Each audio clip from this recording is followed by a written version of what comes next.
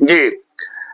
और ये सब लोग जो अपनी बखान अपने कहते हैं कि मैं संत हूँ, संतों की वाणी सुनना चाहिए। अरे पहले संत हो,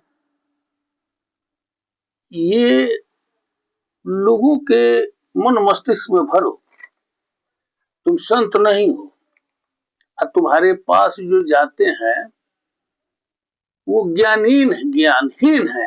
भले उनको डिग्री पीएचडी का हो, एमए का हो, बीए का हो, नौकरी करते हैं, बाहर से आते हैं, गुजरात से आते हैं। अरे तुम्हारे पास ज्ञान है, तुम किताब उठाओ, वेद व्यास के चारों वेद को पढ़ो, 18 पुराण को पढ़ो, पढ़े लिखे हो, इत्मीनान से पढ़ो, कथा मत सुनो दूसरे की। प्रवचन में वचन बदल जाता है, लेकिन किताब पढ़ोगे तो अक्षरशः वही मिलेगा जो उनके द्वारा लिखी गई है। 6 शास्त्र है, उसको पढ़ो, उपनिषद को पढ़ो, सुखदेव जी के लिखे हुए भागवत को स्वयं पढ़ो। और अपनी प्रशंसा करने की बात इतनी बुरी है, दूसरे की प्रशंसा करो, उससे तुम्हारा उदय होगा, सर्वोदय होगा, उन्नति होगी, तुम्हें ज्ञान भरेगा। अरे ये तुम्हारा जो शरीर है एक गेय है, ये घर है, और ज्ञाता तुम हो। ज्ञान तुमको अर्जन करना है, तुम में ज्ञान है, तुम ज्ञान को विस्तार करो, तुम लोगों में बांटो। अपना तो अपनी बड़ाई करना तो लिखा गया है, प्रब्रीवायाद गुणानि आत्मन अस्तदा हतात्मा भवितासी पार्थ। ये श्री कृष्ण कहते हैं कि अपनी प्रशंसा करना अपनी आत्महत्या करने के समान है।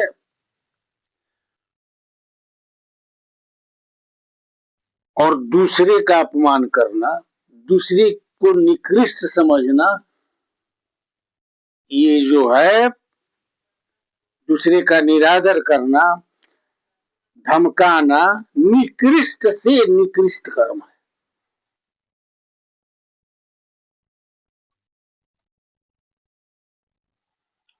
तो मैं किस बात को मानूं? वो किताब में जो लिखी गई है उसको कि आपकी बातों को मानूं?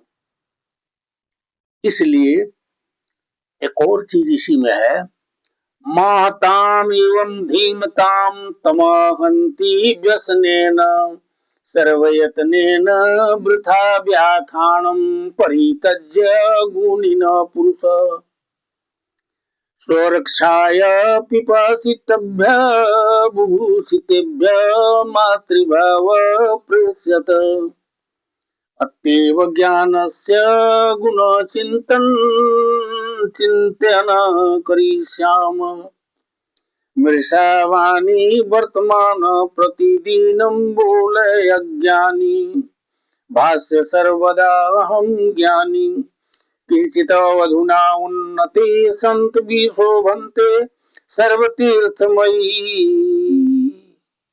अरे पुरुष जो है ज्ञानी पुरुष, वो तो जो है जिनमें गुण भरा हुआ है वो वृथा व्याख्यान करते ही नहीं। ये जो सुनी सुनाई बात है, जो लोग जान रहे हैं, बहुत पहले कबीरदास ने लिखा है, बहुत पहले पूर्वज लोगों को कथा के रूप में बता चुके हैं। ई देहिया बा माटी के ढेला बूंद परत गली जाए। तो इसको आप चल रहे हैं भागवत कहने, उसी में व्याख्यान कर रहे हैं। ये शरीर जो है मिट्टी का है, मिट्टी में मिल जाएगा, हर आदमी जानता है। अरे ये कैसे बना, कैसे मिल जाएगा, और शरीर का कितना महत्व है। यही शरीर तुम पाए हो माता पिता से, ये भगवान के द्वारा क्या किया गया है मैं नहीं देखता हूं, तुम नहीं देखे हो, लेकिन ये समाज देखता है। मैं विश्वास करता हूं प्रकृति में, विधाता में, लेकिन विधि और विधान के अंतर्गत माता पिता को बनाया गया है। उस माता पिता से तुम्हारा जन्म हुआ, तुम माता पिता को छोड़ दिए घर पर और यहाँ व्याख्याता बने हो, भागवतकार बने हो। अरे पढ़ा होगा आपने, पढ़कर देखिए, माता पिता जो हैं सब देवता से ऊपर हैं, सुपर हैं। माता पिता ही उत्तम देव है, सर्वोत्तम देव है, बाकी तो सब उपदेव हैं। उस माता पिता की कोई चिंता नहीं, घर से भाग आए हो, आप कहते हो कि पिताजी आए थे बनाने तो हम नहीं गए घर, तो पिताजी हमको आशीर्वाद दे दिए। अरे पिताजी तो कुहकते हुए रोते हुए घर चले गए, तुम जटा बढ़ाकर पलथी मार करके भोग लगा रहे हो। अब भोग लगा के कहते हो कि तो गोविंदम तो दीवम वस्तु तुभ्यम समर्पयामि। अरे पत्थर की मूर्ति को सौंप रहे हो, जिस मूर्ति से तुम्हारा जन्म हुआ है, यह हाड़ वंश हड्डी की रचना पिता से, और ये मांस रक्त जो है तुम्हारा, ये माता से रज और बीज से तुम जन्म लिए हो। रात दिन राधा राधा राधे कृष्ण चिल्ला रहे हो। अरे राधा जो है सर्व स्त्री रूपनी है, और श्री कृष्ण जो है वो सर्वबीज रूप है।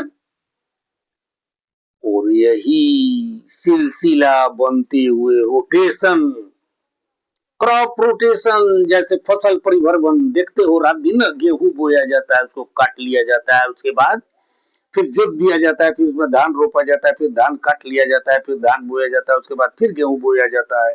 इसी तरह से ये रोटेशन चल रहा है, जैसे फसल चक्र परिभ्रमण है वैसे मनुष्य का है। तुम हवन करते हो, किसी को आज तक ने समझाया है कि हवन का क्या अर्थ है?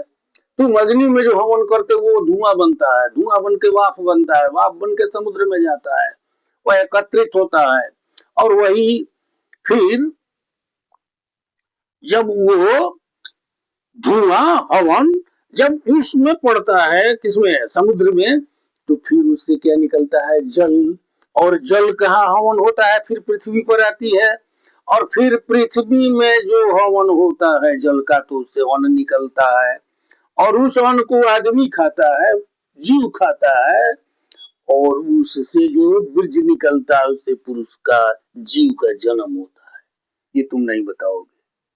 राधा राधा राधा राधा, अरे राधा की इतनी स्थिति उच्चतम क्यों है? राधा प्यार शिरोमणि क्यों है?